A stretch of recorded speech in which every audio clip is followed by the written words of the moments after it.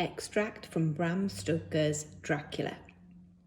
I suppose I must have fallen asleep. I hope so, but I fear, for all that followed was startlingly real.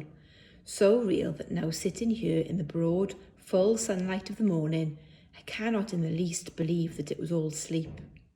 I was not alone. The room was the same, unchanged in any way since I came into it. I could see along the floor, in the brilliant moonlight, my own footsteps marked where I had disturbed the long accumulation of dust. In the moonlight opposite me were 3 young women, ladies by their dress and manner. I thought at the time that I must be dreaming when I saw them. They threw no shadow on the floor. They came close to me and looked at me for some time and then whispered together. 2 were dark and had high, aquiline noses like the Count and great dark piercing eyes that seemed to be almost red when contrasted with the pale yellow moon. The other was fair as can be, with great masses of golden hair and eyes like pale sapphires. I seemed somehow to know her face and to know it in connection with some dreamy fear, but I could not recollect at the moment how or where. All 3 had brilliant white teeth that shone like pearls against the ruby of their voluptuous lips. There was something about them that made me uneasy, some longing and at the same time some deadly fear. I felt in my heart a wicked, burning desire that they would kiss me with those red lips.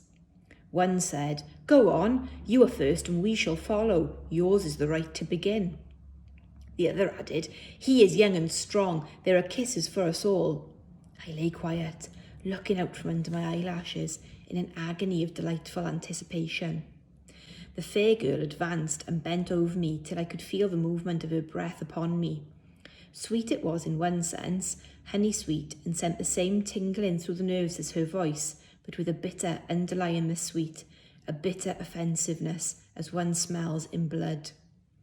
At that instant, another sensation swept through me as quick as lightning.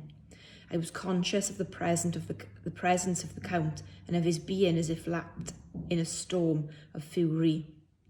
As my eyes opened involuntarily, I saw his strong hand grasp the slender neck of the fair woman and with giant's power draw it back, the blue eyes transformed with fury, the white teeth champing with rage, and the fair cheeks blazing red with passion.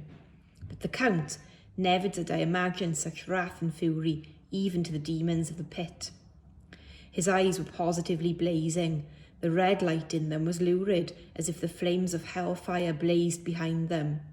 His face was deathly pale, and the lines of it were hard like drawn wires. The thick eyebrows that met over the nose now seemed like a heaving bar of white-hot metal.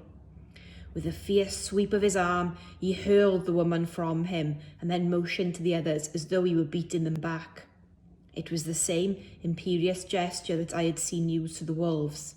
In a voice which, though low and almost in a whisper, seemed to cut through the air and then ring in the room, he said, "How dare you touch him, any of you? How dare you cast eyes on him when I had forbidden it? Back, I tell you all, this man belongs to me. Beware how you meddle with him, or you'll have to deal with me." "Are we to have nothing tonight?" said one of them with a low laugh as she pointed to the bag which she had thrown upon the floor and which moved as though there was some living thing within it. For answer, he nodded his head. One of the women jumped forward and opened it. If my ears did not deceive me, there was a gasp and a low wail as of a half-smothered child. The women closed round, whilst I was aghast with horror, but as I looked they disappeared, and with them the dreadful bag. There was no door near them, and they could not have passed me without my noticing. They simply seemed to fade into the rays of the moonlight and pass out through the window, for I could see outside the dim, shadowy forms for a moment before they entirely faded away. Then the horror overcame me, and I sank down unconscious.